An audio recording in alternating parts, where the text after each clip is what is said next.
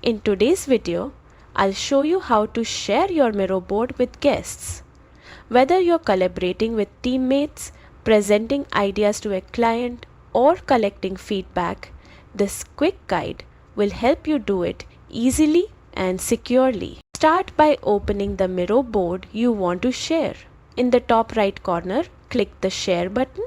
If you are on your dashboard, you can also open the three-dot menu next to your board and select Share from there. In the sharing window, look for the option Anyone with the link.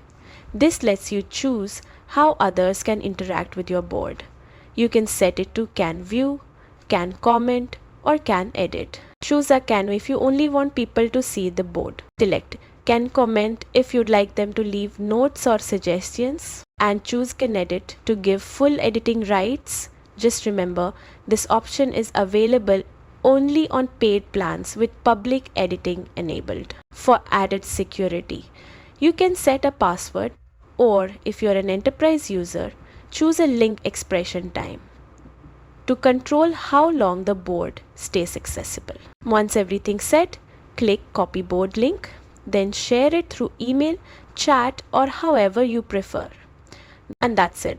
You've successfully shared your Miro board with guests. Now you can collaborate, gather feedback, or present your ideas effortlessly. If you found this helpful, don't forget to like and subscribe for more quick Miro tutorials.